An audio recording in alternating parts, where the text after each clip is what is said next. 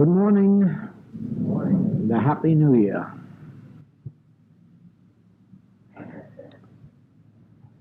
And because it is New Year's morning, we can take advantage of this opportunity to speak of the meaning of a new year from a spiritual standpoint.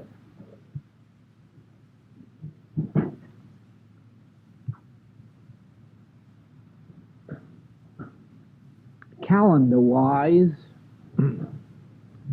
this day starts a new year, but because it is, or if it remains only a calendar-wise beginning, it has no relationship at all as to what kind of a year it would be for you individually, or for me, or for anyone in this world. Of course, we start by saying Happy New Year as a wish, realizing that saying it, conveying the idea, has no power to make it so.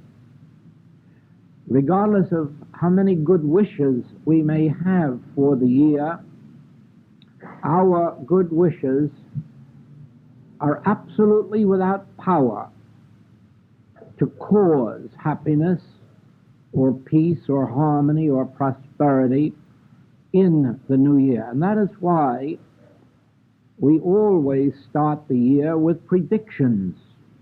Our 1st of January newspapers are always full of predictions for the coming new year. That is, trying to foresee what will happen. And all of this in the recognition that we have no power, the world has no power to make it happen. It can look at figures, statistics, and try to imagine what will happen. And of course, each one has an entirely different way of evaluating figures. Therefore, each comes to a different conclusion. But as to having any effect upon the year, these prophecies have none. You'd be surprised how interesting it would be if you could get out the January 1st editions of 1960 newspapers and read the predictions for this year, very few of which have come to pass. And then you will know that neither the predictions nor the wishes have power to bring about anything in our experience. But far from making that a hopeless picture,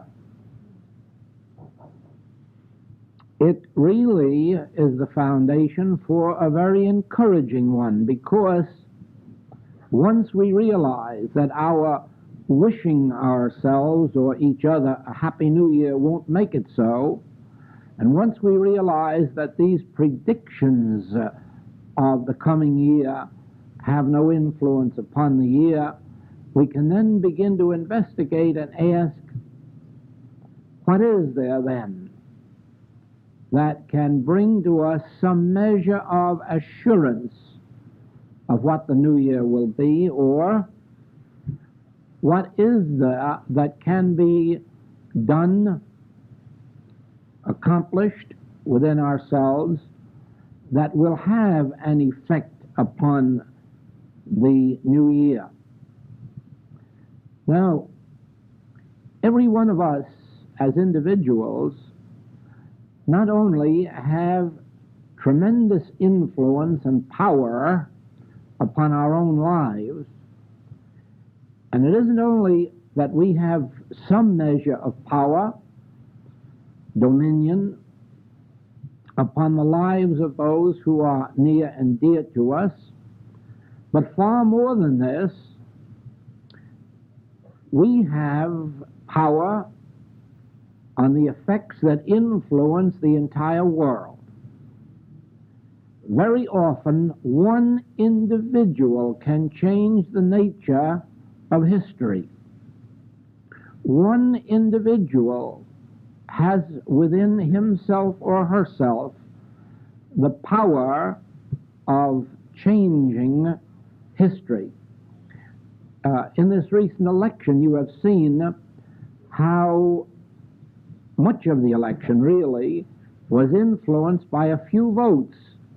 Just a few votes in this city or that city or this community or that community has influenced an entire state result.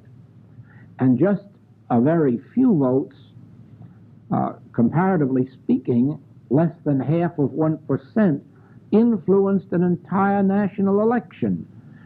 And so you can readily understand how powerful one single vote can be, or a dozen votes, or 24 votes.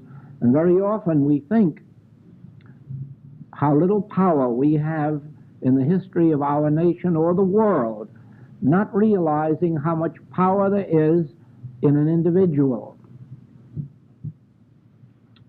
Of course, it isn't necessary to repeat that from the earliest of days, the power that a Moses had in his time, or a Jesus, or a John, or a Buddha, or a Lao Tzu, not only on the history of their days, but the history of all time, influenced just by an individual here or there.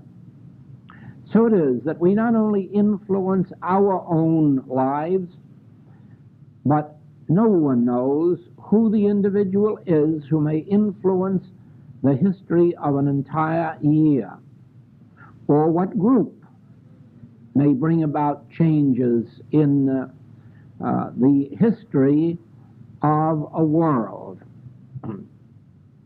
We are going to witness a very interesting experiment during this year along that line. One man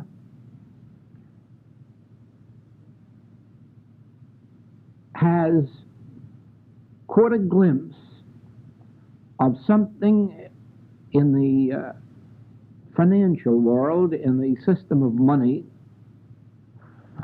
which he believed could change the entire economic history of the world and take it out of its present debt, present depressed state, and make the currency of every nation solid, substantial.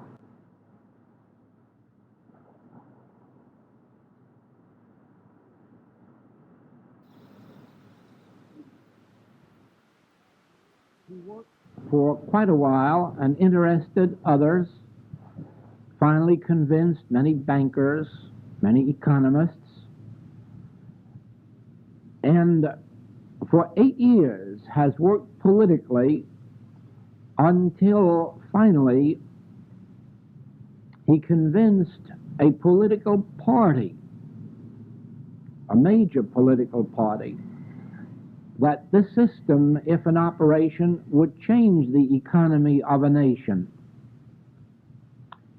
And with 8 years of work, that party was elected. And now this party is committed to putting in this new system of currency nationwide. And it is possible, if this thing works out as it has been foreseen, predicted, that it can change the nature of a nation's economy from debt to prosperity. And if so, it will change the history of the world. And again, we will witness what one individual can do, not only in his individual experience of accumulating money, but of restoring a balance of harmony to a world. But in every case, all of this begins with ourselves. It begins with understanding how these changes are brought about in our individual experience, and then our circle widened until we are able to bring this influence into the experience of others. And so we must start with individual you and individual me. And we must start with this recognition.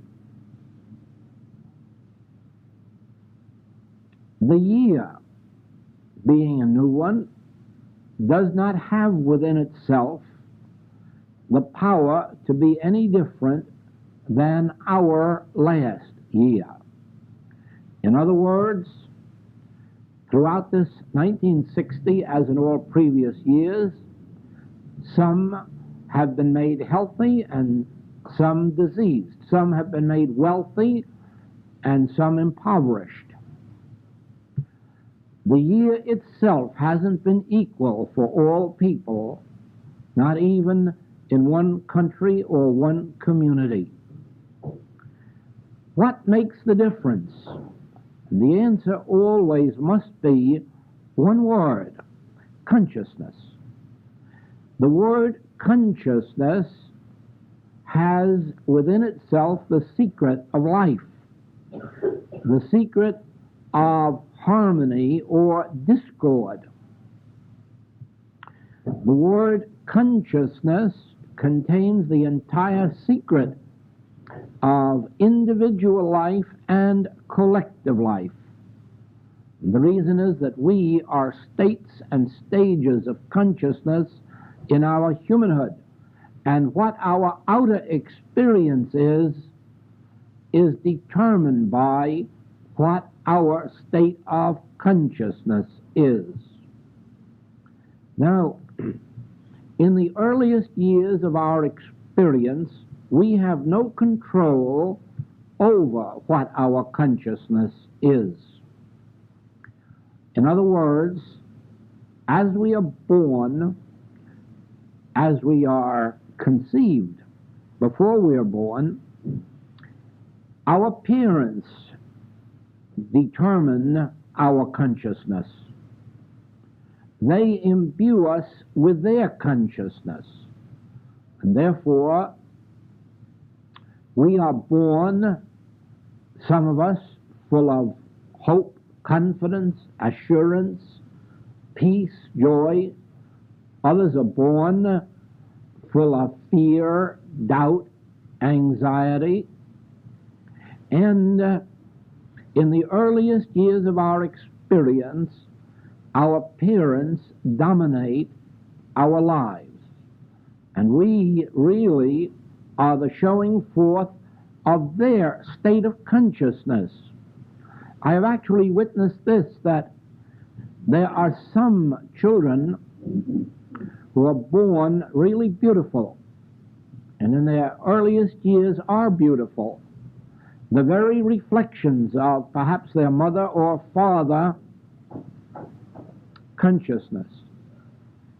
Later in life, when they are out under their own consciousness and are no longer governed by their parents' consciousness, they lose this beauty. They lose whatever it was of charm that they had in their childhood if their own state of consciousness has not evolved the same as the parents. And on the other hand, there have been ugly ducklings while under their parents' dominion, who have blossomed out into beauties once the influence of their parents was thrown off and they could function on their own inner consciousness. In the same way, there are those who in their childhood have poverty complexes foisted upon them by their parents and their surroundings. And once they are away from that influence, they're able to blossom under their own state of consciousness, and vice versa. Now, while we are not responsible when we are children, once we have come to an age where we begin to make our own decisions and to live our own lives, we are no longer bound by either the limitations of our parents, nor are we blessed by the bounties of our parents. We now have an individual life to live, an individual consciousness to unfold. And here is where our second stage comes in, when our schooling, our education or lack of it, our environment, our friends, all begin to have some influence upon our consciousness, and so we begin to evolve much in the same way that our friends or relatives or schoolmates are evolving. And in the ordinary human life, an individual never, at any time between the cradle and the grave, they never evolve their own consciousness. They never live their own lives. In the ordinary human life, a person is always living in the lives of their relatives, their friends, their community, their surroundings. And they do not surmount these because it is not taught to them that they are an individual consciousness with individual capacities, God-given, with individual propensities, with individual characteristics, all God-governed, and therefore they can throw off the influence of their surroundings. They can throw off the influence of the world about them and begin to live as individuals. Those who are led to a metaphysical or spiritual teaching are given the opportunity of coming out from among them and becoming separate. In other words, with the very first of our metaphysical or spiritual teaching, we have revealed to us the fact that we exist as consciousness and that God is the original substance, essence, and law of that consciousness. And therefore, we can be the showing forth of infinity, of eternality, of immortality. We can be the showing forth of God's grace rather than the showing forth of whatever period of physical, mental, moral, or financial era we happen to be in at the moment. In other words, truthfully, we are independent of what is going on in this world.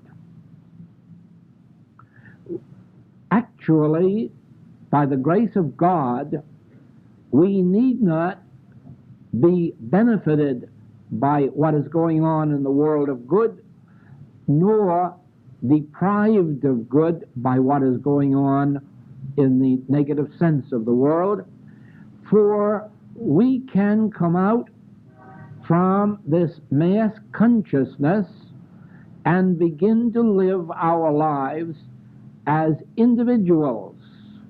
There was a wonderful thing to read here last month, that within this last 12-month period, one of the greatest changes has taken place in the United States consciousness of any time in recent history.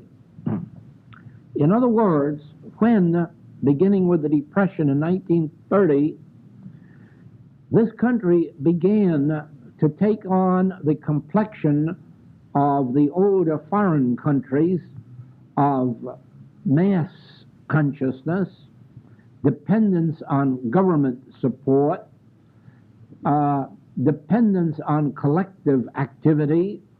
In other words, when we began to come under the socialistic and communistic influence of giving up our personal and individual selves to become a part of a collective, nationally supported society, we were on the downward path that led eventually to probably the lowest ebb 2 years ago, when a survey of college graduates was taken in this country asking the ambition and hopes of the graduates. And in that year, more than 70% of the graduates said their hope was to get on the payroll of a corporation and be able to retire in 30 years. That was the hope and ambition of our college graduate youth 2 years ago. In this 2-year period, this has so completely changed that the surveys taken in the last few months indicate that the youth of this nation is clamoring for individual expression, individual unfoldment, individual living, individual opportunities. And all of this really has come in the last 12 or 15 months. This recognition of what we had lost in those years of socialism, what we had lost in those years of collectivism, which led really to a communistic state of thought being embodied among us. Of course, it couldn't last in the soil of this nation, and it is a wonderful thing to see how now that tide is turning. But this leads us in the spiritual world to a different step, because we go a step further than human individuality and a desire for human differences. We go to that state of individuality which is a God-given individuality, which makes us so different from each other that each one of us has an individual mode of life, an individual art or talent or ability. Each one of us has an individual capacity for free, joyous life under the government of the spiritual creative principle of life, that which we call God. So it is then that when we come to the subject of a new year, we cannot look out upon this year as having any hopes for us. Our hope must be in what change of consciousness will take place in us that will make this year a better one than the last, a richer one, a deeper one, more harmonious one, a more healthful one. What is there within us that can change the year or make it a happy year?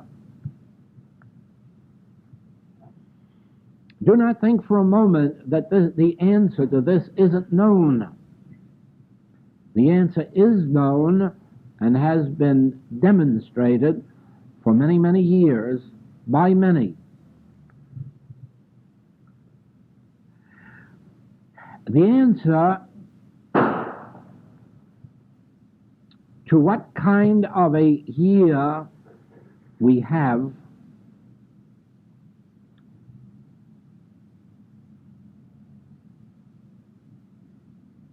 is that the year will be in accord with the state of consciousness with which we face the year. And the next question, how do we determine what that state of consciousness is to be which determines the year? And this is the answer. A consciousness imbued with truth manifests as harmonious outpicturing of life. The outer form of our life is determined by the degree of truth embodied in our consciousness, or the amount of truth of which our consciousness is constituted. In the absolute, God constitutes our consciousness. Therefore, we already have the full and complete, perfect spiritual consciousness. But this is only of demonstrable availability in proportion to our conscious awareness of the truth. And let me show you how that is.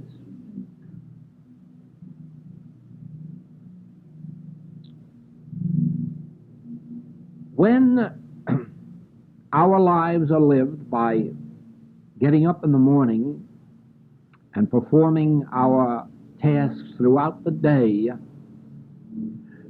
with little or no conscious realization of a spiritual presence and power within us, then we are subject to the mass human consciousness. And if it happens to be a year of universal prosperity, we will probably share in some of it. If it happens to be a year of collective good health, we probably will share in it. If it happens to be a year of economic depression, we will share in it. If it happens to be a year of epidemics, we will share in it. The only way to avoid being a part of the mass mind and of demonstrating the life that is lived by humans is to begin our day and end our day and continue throughout the day praying without ceasing, praying in the form of recognizing that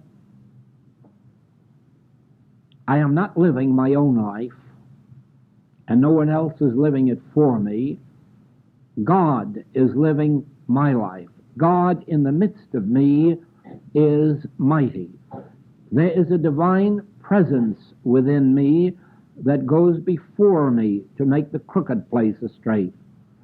There is a spiritual presence and power within me that is the law of resurrection unto my entire experience, unto my business or my body or my art or my health.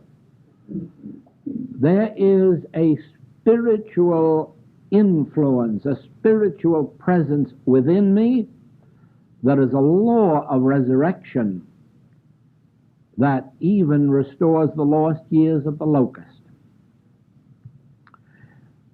The continued recognition of the presence and power of God within our very own being is that which separates us from the masses and makes us live a God-governed life.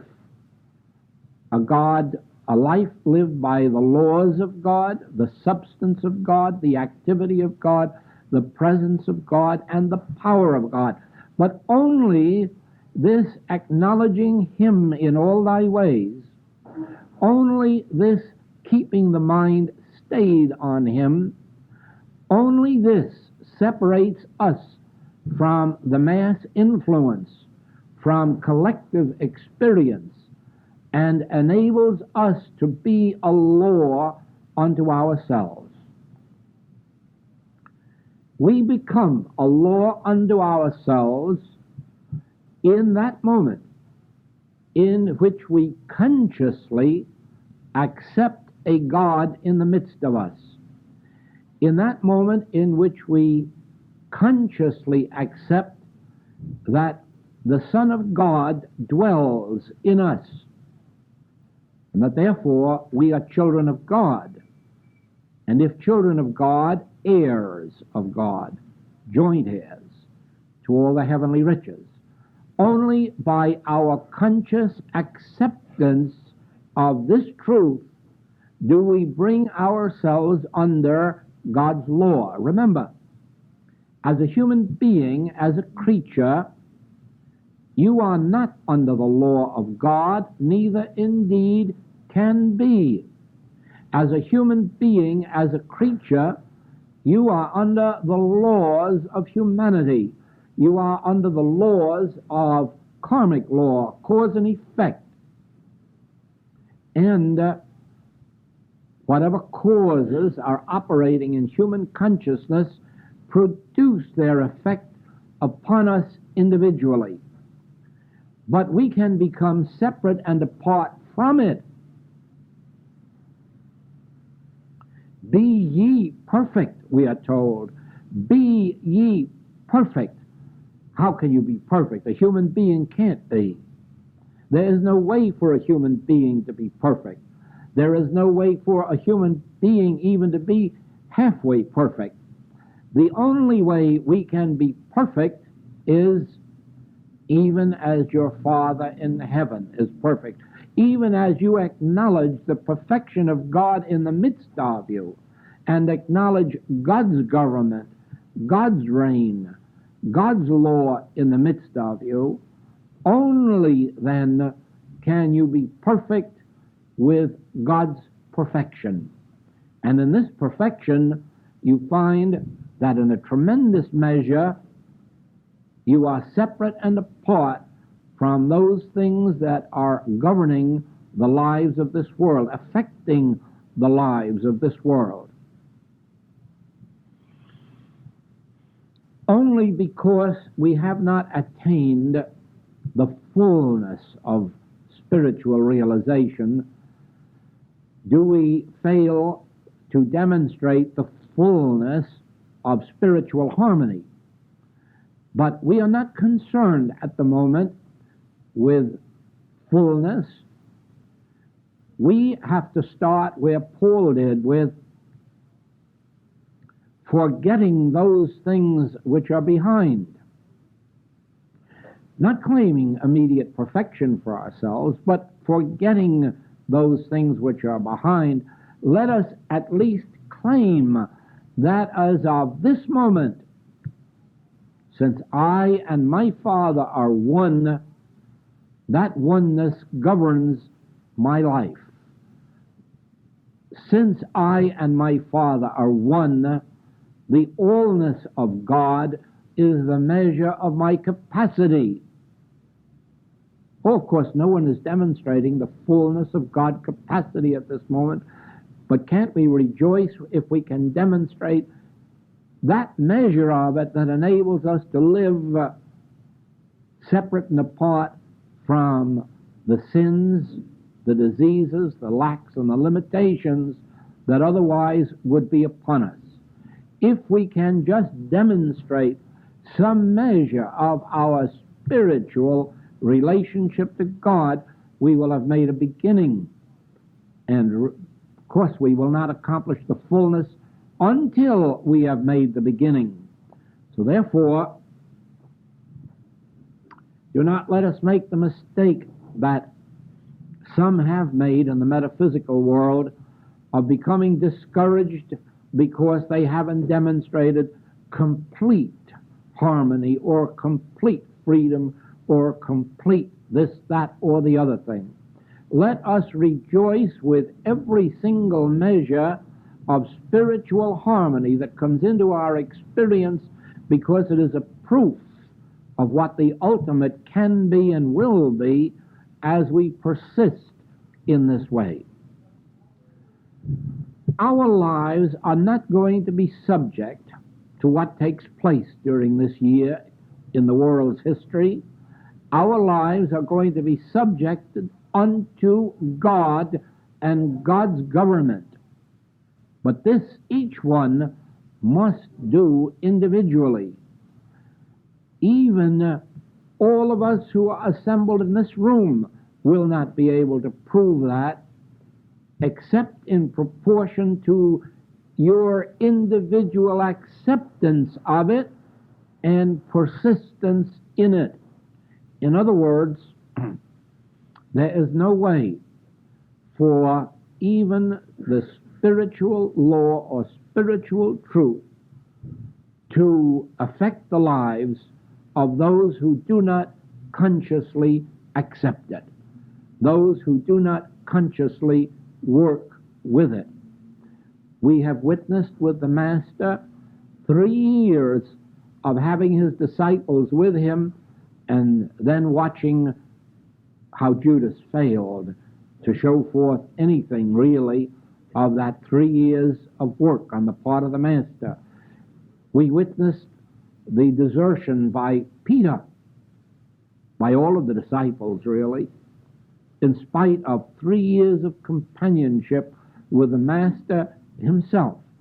And so we do know to what extent the individual must embrace truth in order to demonstrate it. Ah, yes, the mere fact of being a part of a spiritual teaching brings to everyone in it some measure of harmony. In other words, the consciousness of the teacher or the consciousness of the practitioner does bring some measure of harmony into the lives of everyone who comes under their influence.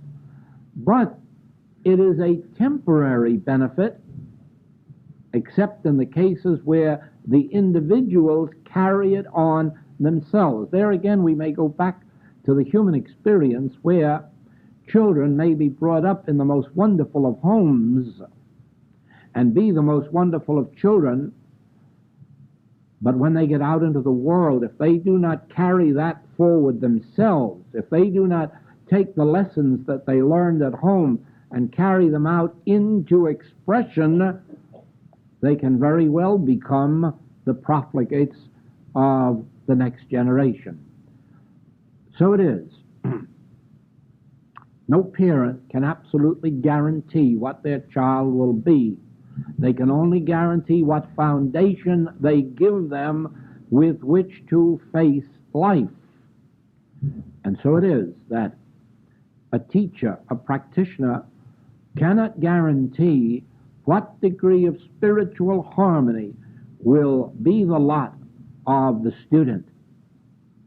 They can only guarantee the foundation of spiritual awareness that they give the student, and then it is up to the student to work with the principles until their own consciousness has evolved. Now, in the first step of spiritual unfoldment, a step which everyone has to take for themselves and which they can take under guidance if they will, but which in the last analysis they must fulfill themselves. The first step is the conscious recognition and acknowledgement of an inner God government, God substance, God law. That each one must do. Each one must make a daily practice in their lives, the realization of an inner presence greater than any of the problems that we face in daily living. Constantly there must be the reminder that there is that within us which is greater than any situation we have to meet in the outer world. Then, along with this must come the conscious realization of the principle that finally proves to be the one that gives us our ultimate freedom. Our ultimate freedom from what the Master called this world. When he said, "I have overcome this world," he meant that he had reached a place in consciousness where this world had no effect upon him. its material laws, its mental laws, its health laws, its food laws, its economics, its legal laws. None of these had any effect upon him.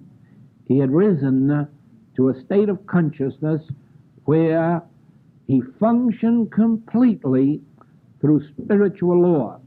Now, this state of consciousness is attained first by this recognition of the God presence within, but there is one greater step than this that has to be taken as a second step, and that is the recognition that spirit is the only power. Spirit is the only law. Spirit is the only reality. Now, we are faced from early morning to late at night with the universal belief out here that there are not only spiritual powers, but that there are material powers and mental powers and legal powers. Each one within themselves must eventually come to some measure of recognition of this, that spiritual power alone, spiritual law alone, spiritual life alone is the real and the omnipresent, and that beside spiritual law, life, activity, the material laws or mental laws have no power. This is the basic truth that sets men free from the conditions of this world.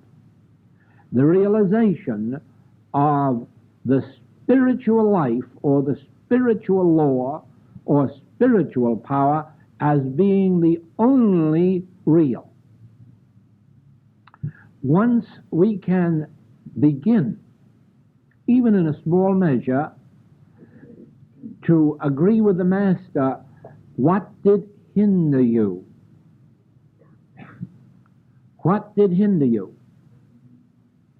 What power is there apart from God? What power is there other than God? Is sin a power?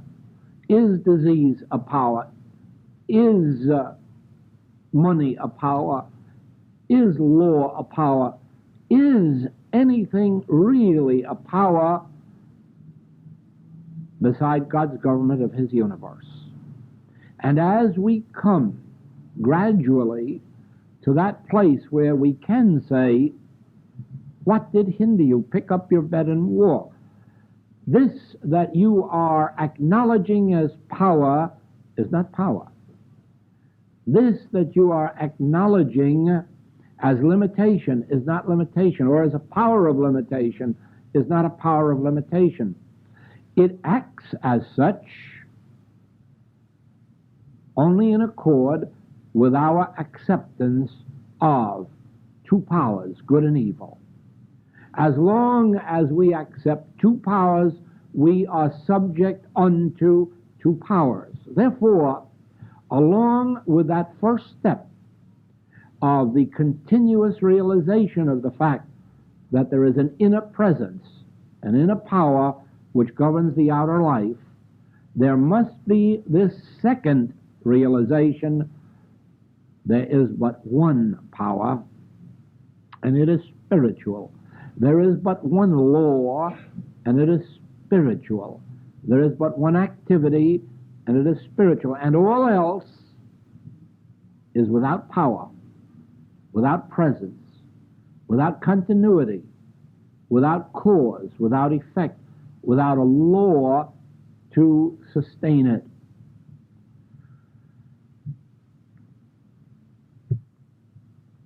You see then that the new year becomes what we make it. What we make it by our inner life. True, We still go through all the human motions of performing our business, our functions in life, carrying on our art or our profession, whatever it may be, but governed always by this inner life. You know, it is a remarkable thing that a magazine like Reader's Digest, really the only magazine covering the world, is giving the amount of attention that it is to this subject of the inner life. In, I guess it was October, they published that article on why a scientist believes or has proven that there is God. In December, they have a most wonderful article on the subject of meditation. In January, another article on contemplation.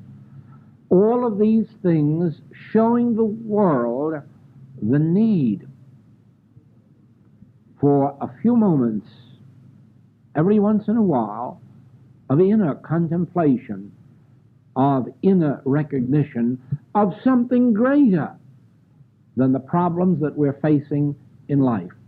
And their articles not only show the need for this, but the results in the lives of those who do recognize the fact that an inner calm and inner peace has power in our outer experience. And you may be assured of this, that such articles are bringing awakening to thousands of people in the world who never before have known the nature of religion, who thought that religion consisted of going to church and mumbling some prayers or listening to a minister preach from a pulpit, not knowing ever that religion was an inner experience and an inner relationship with God that was lived within one, inside or outside of a church, was lived in inner stillness and quietness. There was a marvelous thing in this last one where it was emphasized that regardless of what problems you had, the solution was to go within and remember, be still. This is the solution to problems. Go within and remember to be still. Of course, this is awakening many in the world who have not had the advantage that those have had who have been led to the spiritual teaching. As I notice these articles, I'm more and more grateful for the 30 years that I have given to teaching and preaching the benefits of meditation and inner contemplation, because I know that this is showing a way to the world and demonstrating and proving what power there is within the individual. Now, strangely enough, in the beginning, you will find that these two steps that I've enumerated this morning, practicing the presence of God, the conscious realization of God, and the changing of our own consciousness from the universal belief in two powers to the acceptance of truth, that there is but one power, you find almost from the start that you can bring a greater sense of peace and harmony into your experience.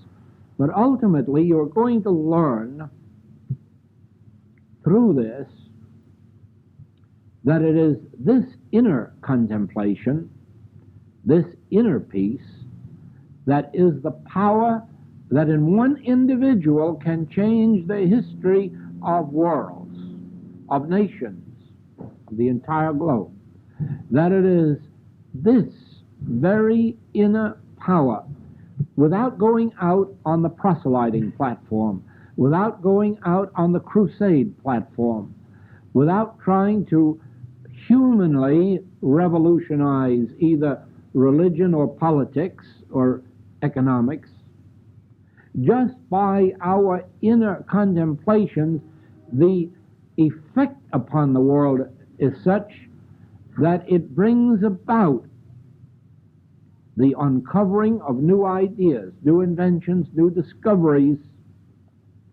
Our inner contemplations go out and change the history of this world. It brings to light the hidden mysteries that still must come to light to bring peace on earth.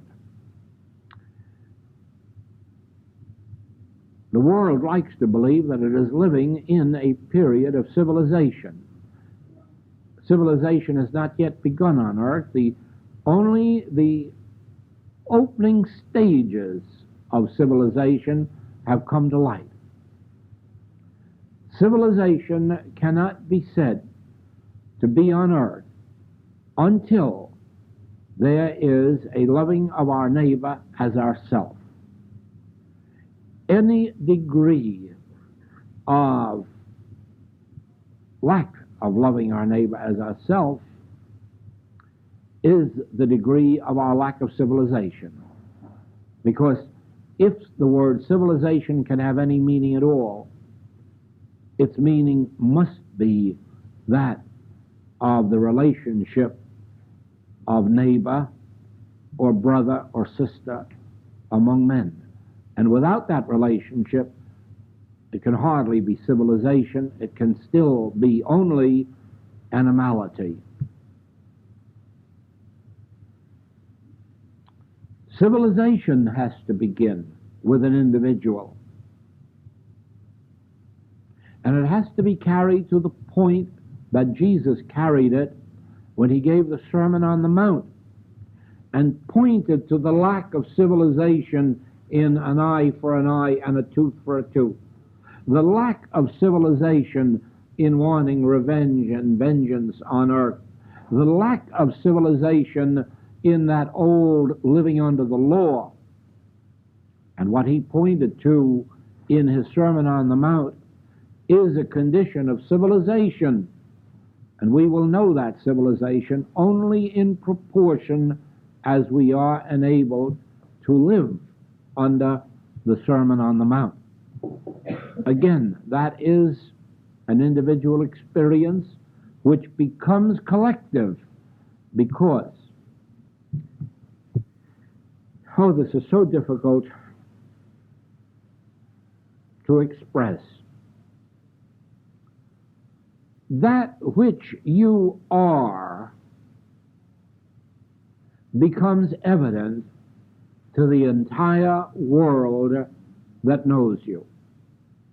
And that which you are becomes an influence unto all those about you, so that the inner stillness, peace, and quiet and love that you attain becomes a spiritual influence felt by all around you. The lack of it in you is felt by all around you.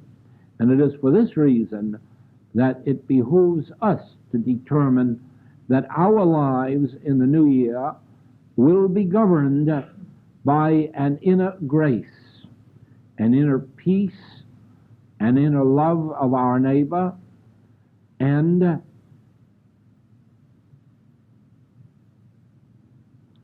a greater reliance on this truth that there is but one power, and it is spiritual, and it is closer to me than breathing.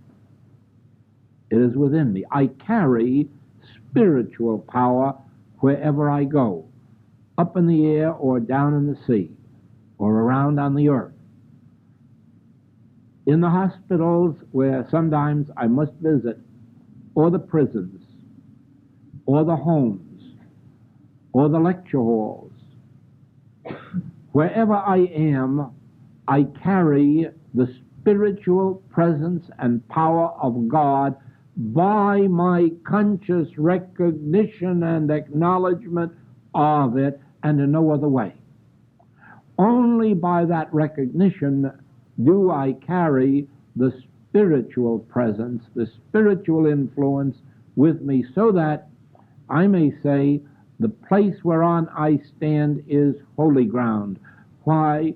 Because of the conscious realization of God's presence. In this way, then, do we consciously keep our consciousness imbued with truth, and in proportion as our consciousness is imbued with truth, are we made free of the world's conditions. In that proportion can we say, I have overcome the world. Thank you, and a brilliant new year. Thank you. Thank you.